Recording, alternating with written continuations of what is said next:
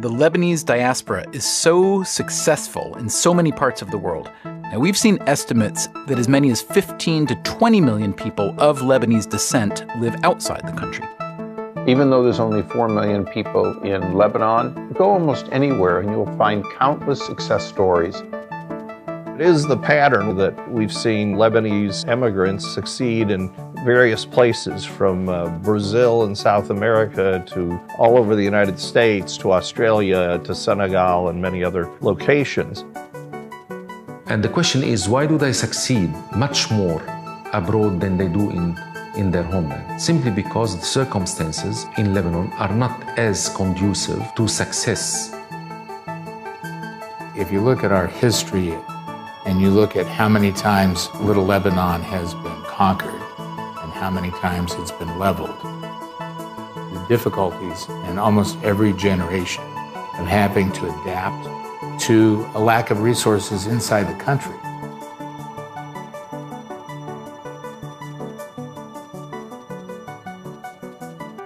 The tradition and the DNA had been to reach outside of the country. They would go, they would adapt, and they would make it happen with this kind of entrepreneurial thrust.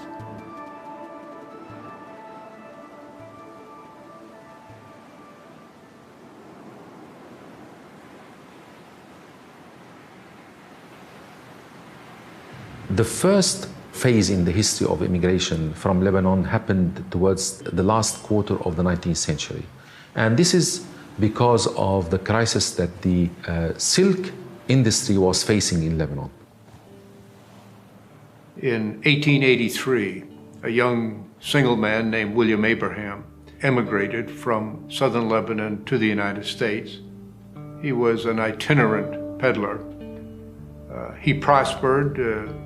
Pretty soon his brother and his brother's wife came, and then other relatives and other families, and by the time I was growing up in Waterville, there were approximately 300 families.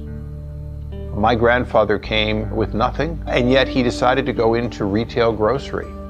And first with a fruit cart, then with a fruit stand, then with a couple of fruit stands, and eventually built himself a business because he wanted to be his own boss. I think it is part of the Lebanese culture to be competitive, to have very good instincts with respect to running businesses and to being entrepreneurs. We grew up with not only being told you should learn a foreign language, but specifically, you should look to the outside world. And I think that's a very important aspect of our culture, I would say. That is that Lebanon is very dependent upon reaching out to the world, about exploring the world.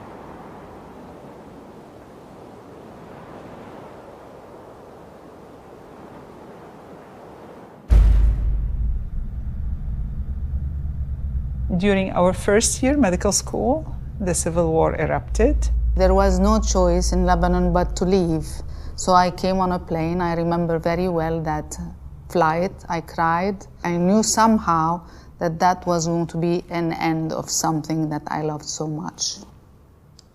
We got really toughened up during that war.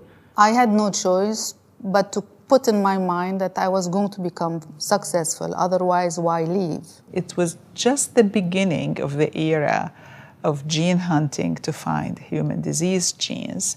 I was able to join the lab of a very distinguished scientist and get trained in the area of gene cloning, molecular biology.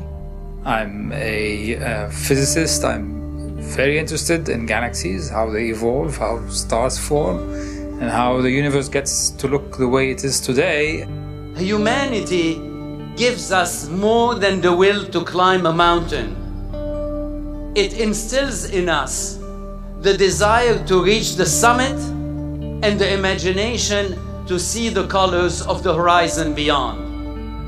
Success has to be an end product or a natural product of being the better version of ourselves. I give a lot of the credit for my success to those values that my parents passed on to me, that I've tried to pass on to my children, and those are the values that I think are very widely shared among people whose families at some point had Lebanese origins. I feel that the values that I picked up in Lebanon are values that are universal values. Faith, family, country, work hard, and never complain. My mom's philosophy was very simple. If you start something, you finish it.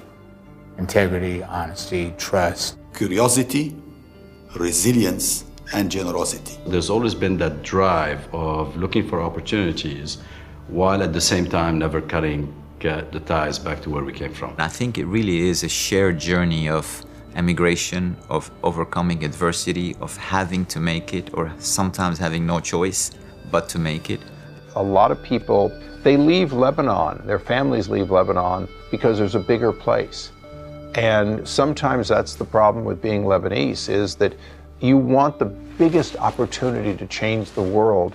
And I think it's why people leave Lebanon and change the world. Good morning, Mr. President. Who am I speaking with? This is Charles Elashi, the director of JPL, and we have a room full of the mission operation personnel. This is Curiosity mission operation on Mars.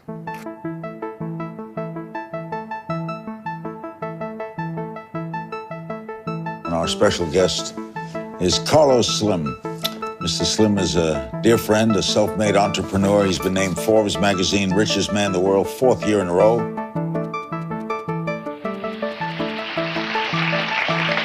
You were born Mazyad Yaqub.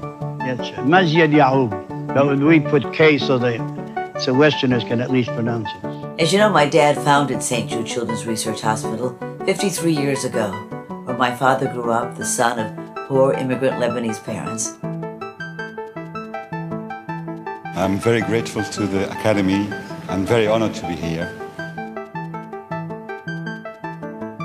I think a lot of Lebanese have contributed at a global level, at a worldwide level, that is to be commended, to be proud of, and to be celebrated.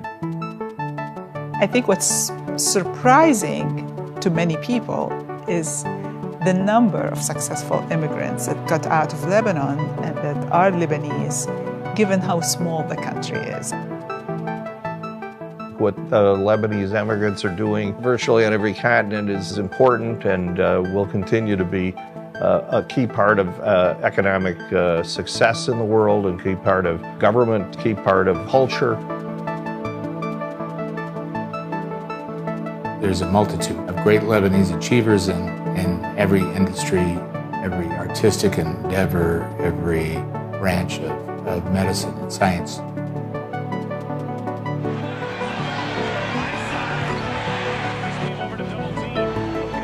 I think that for a long time there was a sense that there is no diaspora, and this, that we just assimilate, and generation after generation we were kind of disconnected. But I'm finding that recently, maybe in the last few years or decade, there's a kind of awareness that we are a diaspora, and that if we only connected, we could be quite powerful.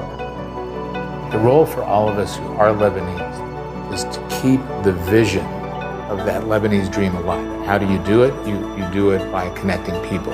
This is the first time that the diaspora is coming together, building these common bonds, supporting each other. The role of the diaspora is really to become an aspirational force for the Lebanese, the younger Lebanese in the diaspora, to move up those ranks and have role models.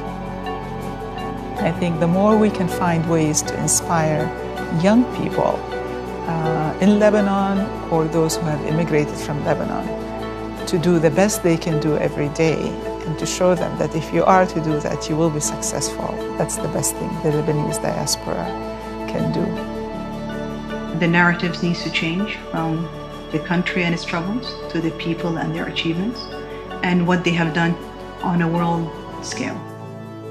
And I think that's a gift. And it's a gift today. The power of Lebanon today, in my opinion, lies more outside of the geographic region of Lebanon and sits in the hearts of the 20 million or so diaspora that are outside.